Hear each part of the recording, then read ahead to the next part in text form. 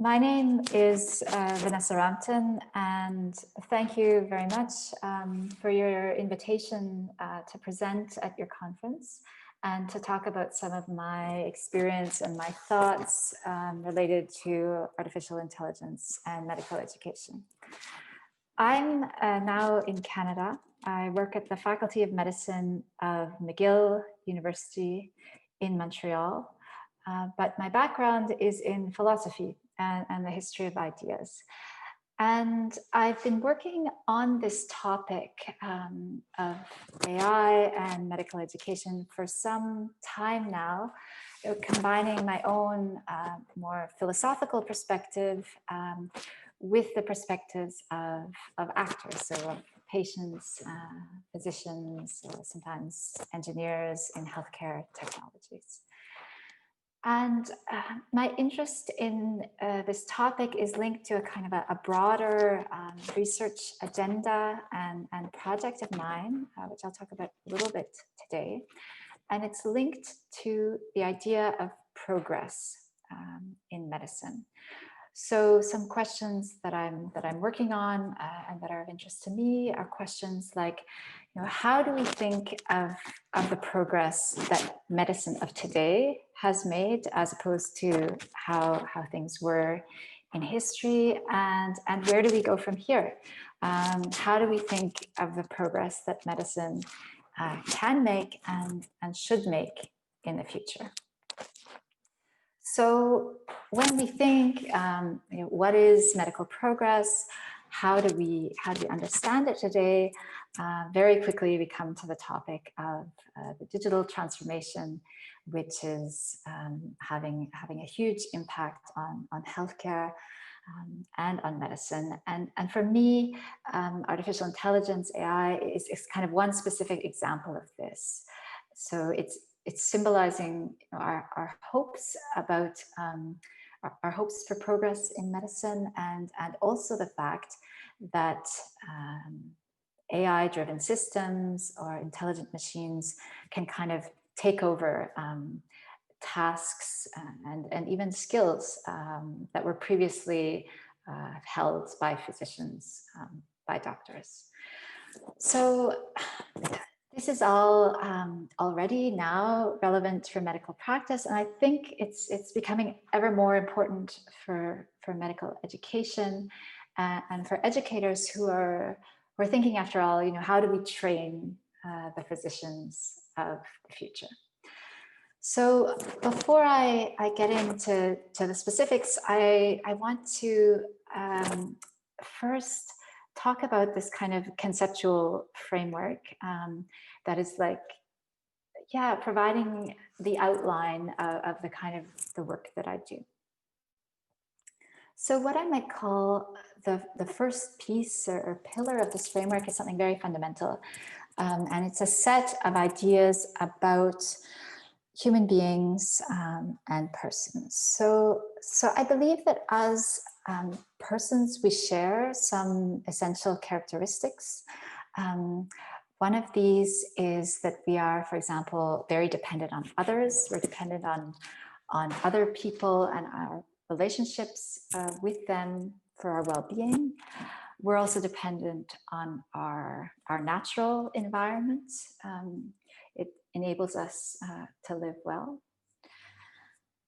The second conceptual element that I want to present here is the idea of health. So health is, for one, very linked to the idea of personal identity and who we are.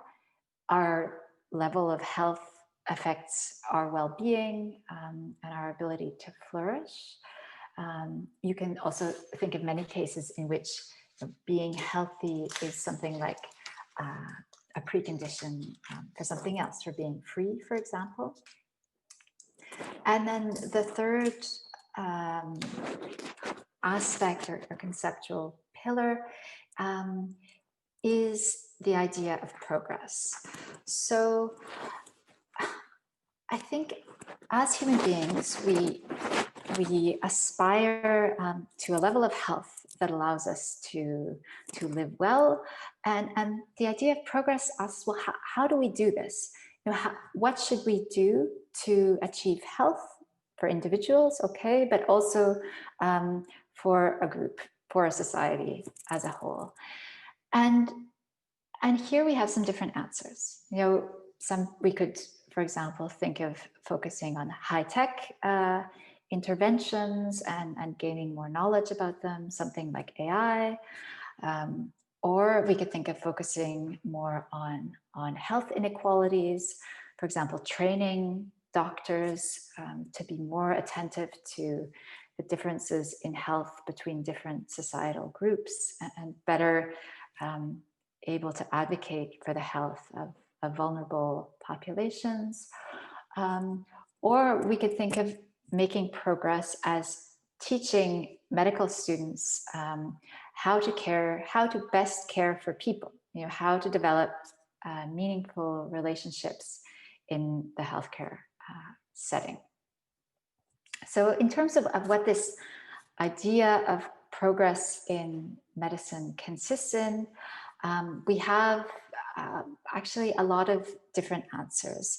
And while we want to make progress towards health and better medicine, we're not always in agreement about how to do so.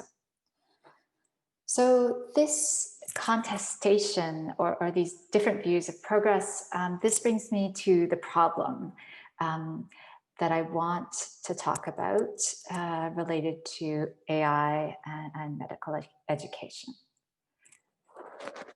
So I think the problem comes when we reduce our ideas about medical progress to technological progress and to AI in particular.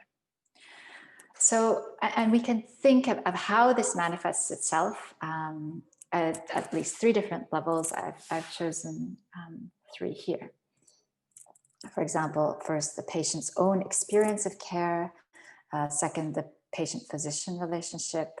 And third, issues more related to society and justice in general. So what's the problem for AI and the patient?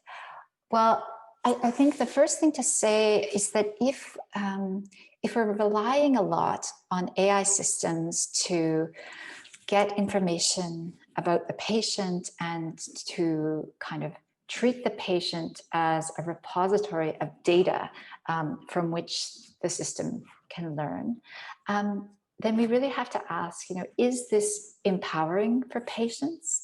To what extent do patients have a say in how their information is being used? And I think that patient consent it's of course a problem in healthcare generally, but I really think that this problem has become bigger or become compounded in the digital era.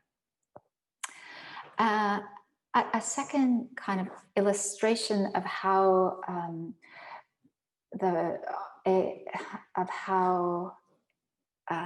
AI is related to this problem of human interactions concerns the physician-patient relationship. I think the use of AI in the clinical encounter is reconfiguring this relationship and in ways that we can't always anticipate. So we see this in terms of, for example, the attention a doctor pays to the computer screen when they're doing a consultation, as opposed to the time they might spend talking directly to the patient. And we can also see this in terms of patients' own expectations. And finally, in terms of what AI in health and in medicine can mean for society and for questions of justice, we tend to live in fairly stratified societies where there is a big difference between the health outcomes of different groups and also the healthcare that these groups receive. And there are a lot of open questions as to who it is who will benefit from intelligent machines.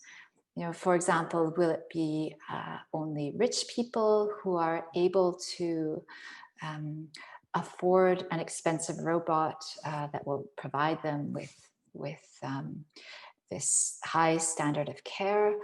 Or conversely, will it be the rich people that are able to hire a human to give them care, and kind of everybody else gets a robot? So I think these are all facets of the same problem, that AI has a lot of potential to help make progress in medicine, but it does not address all the aspects of human health. And this is also because health is something that depends on individual experience. You know, the perspective of an outsider, like a healthcare provider, as to what health is for an individual is not the same as for the patient who is themselves sick. So what changes now in the COVID era? I think this particular problem I'm talking about, how to find the good balance between humans and AI technologies in medicine has been aggravated. I think, first of all, we notice a change in speed. You know, the speed at which new health AI technologies are being developed and being implemented, being used by physicians, by patients, being referenced by educators. This speed has increased a lot. And well, we're trying and developing a bunch of new techniques. We're kind of struggling to deal appropriately with the uncertainty that these techniques bring with them.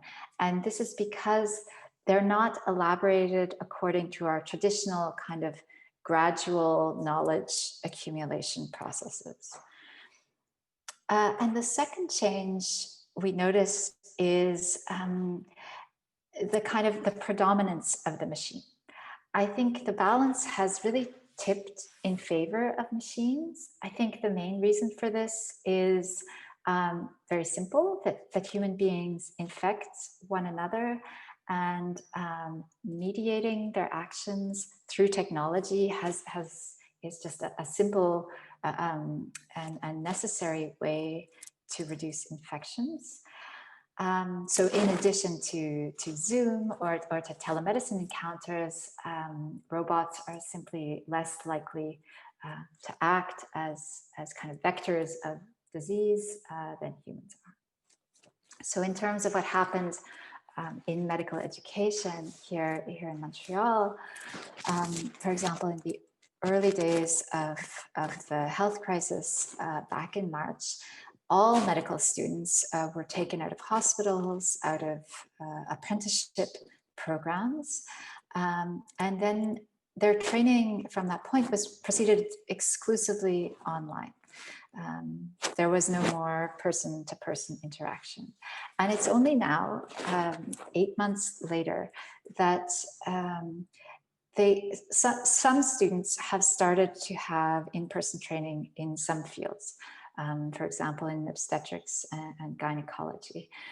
But many fields where medical students are receiving training remain online. Fields like family medicine or outpatient psychiatry, these are still online now and for the foreseeable future. So on the positive side, what you can say is that medical education has adapted. I think it really has made leaps and bounds in terms of the technological solutions that are available. Someone here in Montreal told me, a professor, if it hadn't been for the pandemic, they said, we really wouldn't have felt the same urgency to develop the virtual solutions and assistive technologies that we did. But while the pandemic has shown some positive sides of technological solutions, it hasn't resolved everything for medical students. So on the one hand, students usually do not have the opportunity to touch, to feel, and neither do they have the opportunity to ask kind of casual questions, kind of off the cuff questions to their supervisors. And the situation hasn't either resolved this bigger problem of how we find the right balance between humans and intelligent machines in the medical encounter. So how could we solve that problem or think about starting to solve it? I think a solution comes by acknowledging the specificity and the limitations of technological solutions to health problems. So I think in practice, this would mean that physicians could accept a really fundamental change in their professional identity and in their education. So it would require them to become more familiar with the tools from engineering, from information sciences, to better understand data and understand what AI systems are doing with this data and what they are not doing. So that's kind of the specificity, but the limitations, like acknowledging the limitations of technology, involves thinking about the fact that there are different ideas of progress. Medical progress cannot be reduced only to technology, but there are these multiple dimensions to it, and we have to find a way to balance between them. In terms of message or take home, I think making sure that it's patients who benefit the most from the general surge of AI, health technologies, will really remain a key challenge in the years to come. I think this is all the more necessary in this era of the pandemic because, as I said before, the balance really has tipped in favor of machines. And it's then all the more necessary for physicians to be able to work with patients to figure out, how an illness relates to a patient's life, and for the physician to gain knowledge of their social relationships. And this knowledge is something that is inaccessible to machines. Thank you.